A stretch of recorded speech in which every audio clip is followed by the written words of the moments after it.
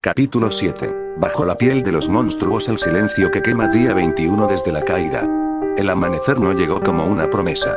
No hubo canto de aves ni el leve murmullo del viento atravesando los árboles. Solo el crujir de las hojas secas y el sonido enfermizo del mundo en ruinas. La ciudad, antes llena de vida, ahora yacía inmóvil como un cadáver, y nosotros, éramos los gusanos que sobrevivían entre su carne podrida. Caminábamos en fila, lentos, exhaustos, arrastrando las mochilas con lo poco que quedaba. Edmundo iba al frente, machete en mano, la mirada fija al horizonte gris, como si pudiera atravesar las nubes con la pura fuerza de su voluntad. Milton le seguía de cerca, su escopeta desgastada colgando del hombro, los dedos firmemente cerrados sobre la empuñadura, con el rostro pálido y ojeroso, pero atento. Yo iba en el centro del grupo, con Luis a mi izquierda, y Felipe justo detrás. Luis tenía los ojos clavados en el suelo, murmurando cosas que no siempre entendíamos. Desde que vio a su madre convertida, algo en él se quebró. No hablaba mucho, pero cuando lo hacía, era con una furia que brotaba como lava. Felipe, en cambio, parecía aguantar todo con una calma tan densa que asustaba. No era el mismo de antes. Ya no hacía bromas. Ya no hablaba de películas o videojuegos. Solo se limitaba a observar, como si esperara que el mundo le diera una razón más para romperse. Jairo cerraba la marcha, atento a cada sombra. Había desarrollado una especie de sexto sentido para los zombies. Sabía cuando algo no estaba bien antes de que lo notáramos. Tenía esa mirada vacía y concentrada que solo tienen los que ya han perdido demasiado. Y entre nosotros, los nuevos, Julio, Derek, David y Oliver, aún se estaban adaptando. Julio era valiente, sí, pero el miedo todavía lo perseguía como un perro hambriento. Derek intentaba mantenernos unidos, hablaba de planes, de estrategia. David cargaba una navaja oxidada que había afilado hasta convertirla en una extensión de su brazo, y Oliver, él reía. No mucho, pero de forma amarga. Cada risa suya era un acto de desafío contra el dolor. Todos teníamos cicatrices, pero ellos las llevaban frescas.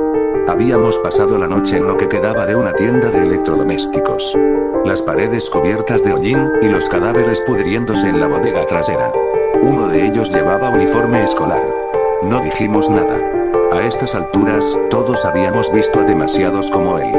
Yo me quedé quieto, viendo una pantalla rota de televisión que aún colgaba en la pared.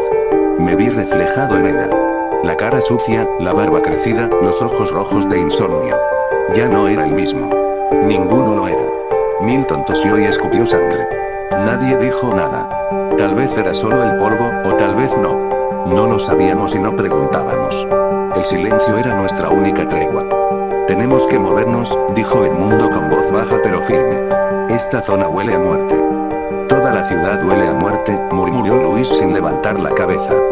Pero aquí está más fresca, añadió Jairo, mirando hacia la avenida. Están cerca. Lo sé. Derek se adelantó y abrió el mapa que aún conservábamos. Estaba rasgado, húmedo, casi inservible, pero era todo lo que teníamos. Señaló con el dedo una pequeña clínica abandonada, cerca de lo que antes era el centro. Aquí podrían quedar suministros. Medicinas. Tal vez comida. ¿Y zombies? Preguntó Felipe en seco. Es un riesgo, respondió Julio. Pero si seguimos huyendo, solo vamos a morir más lento. Nos miramos unos a otros. No hacía falta decirlo. Estábamos al borde del colapso. El agua se había terminado hacía 2 días. Los víveres eran miserables. Y la moral, eso era lo que más escaseaba. Vamos, dije al fin, rompiendo el silencio. No hemos llegado hasta aquí para rendirnos ahora.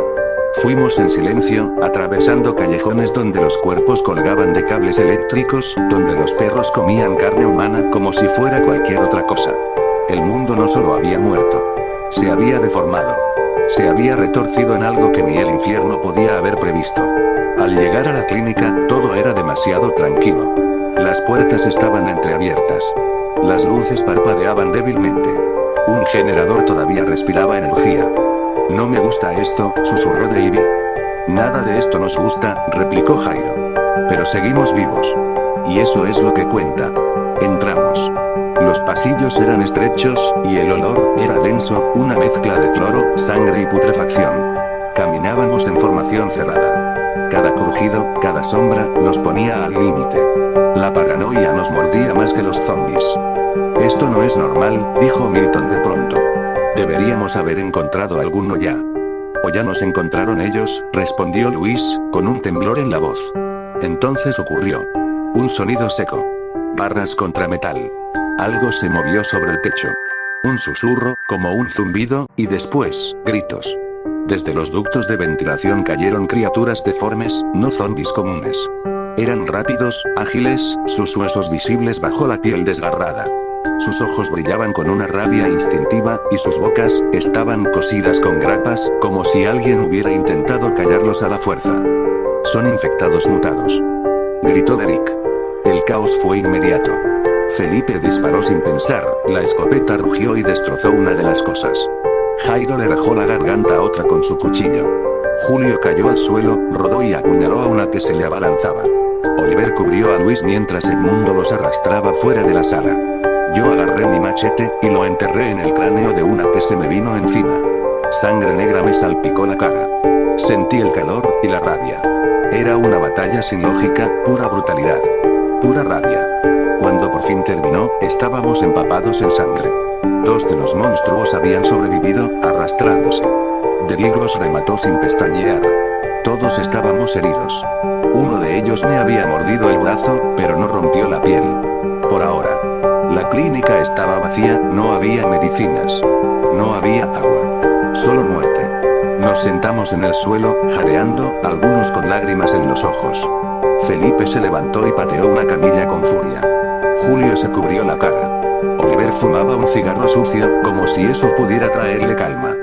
Todo esto fue para nada, susurró Milton, escutiendo al suelo. No queda nada. Nos tenemos a nosotros, respondí, con la voz quebrada. Eso es lo único que nos queda. Y es suficiente. Silencio. Nos miramos, y en medio de todo, entendimos que la peor amenaza no eran los zombies, ni los mutados, era lo que el mundo estaba haciendo con nosotros. Lo que éramos capaces de hacer para seguir respirando. Y sabíamos que lo peor aún estaba por venir. Día 22 desde la caída. No dormimos esa noche. Nos refugiamos en los pisos superiores de la clínica, atrincherando cada acceso posible con camillas, escritorios, oxímetros oxidados y muebles rotos. El pasillo donde acampamos todavía olía a cloro y a humo reciente. Las paredes estaban cubiertas de sangre seca, y de vez en cuando, una gota de agua oxidada caía del techo, como si el edificio llorara por lo que había visto. Derek caminaba en círculos, cuchillo en mano, la mirada alerta. Se notaba que no era su primera vez al límite. Su forma de moverse era precisa, casi militar. Esos mutados no eran zombies normales, murmuró mientras miraba por una ranura en la persiana. Alguien, o algo, los está modificando. Julio asintió con la mandíbula apretada. Se movían como si los controlaran, añadió. No estaban hambrientos. Estaban cazando. Milton, sentado en una esquina, limpiaba su escopeta con movimientos lentos. La sangre aún se le pegaba a las mangas. Entonces no estamos luchando solo contra una infección, dijo en voz baja. Esto es más profundo. Hay inteligencia detrás. Jairo se volvió desde la ventana rota donde vigilaba la calle desierta. Lo sabemos desde el día 3, ¿recuerdan el ruido en las radios? Esa especie de patrón. Como una señal. Nunca supimos qué era, pero no era casualidad. Luis estaba junto a mí, con la cabeza entre las manos. No hablaba desde el combate. Están en todas partes, dijo finalmente, en voz muy baja. No importa hacia dónde corramos. Están, dentro de todo. Oliver, sentado con las piernas cruzadas y un cuchillo entre los dedos, soltó una risa seca. Y eso que antes nuestra preocupación eran las deudas y los exámenes. ¿Crees que esto tenga un propósito? Preguntó Felipe, mirando a todos. ¿Que sea parte de un plan? ¿Un plan? Derek buzó. ¿Qué clase de plan es convertir el mundo en un infierno? El mismo que lo convirtió en una jaula antes de esto, dijo Davy, apoyado contra la pared, observándonos con una intensidad tranquila. Lo que vivimos antes era otra forma de apocalipsis. Solo que usábamos corbatas y fingíamos que todo iba bien.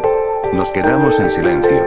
La noche seguía afuera como una sombra pegajosa. Y de pronto, entre todo ese silencio, escuchamos algo. Un canto. No humano. Bajo. Gutural. Como un murmullo ahogado que salía del subsuelo. Nos pusimos de pie de inmediato. Julio apagó la linterna. Jairo se movió hacia la puerta, señalando que nadie hiciera ruido. El canto se repetía cada cierto tiempo. Más fuerte. Más cercano. Eso no es un zombi, murmuró Milton. Es algo más. ¿El mismo canto que escuchamos en la iglesia abandonada?, preguntó Oliver. Sí, respondió Jairo. Solo que más cerca, mucho más. Edmundo se acercó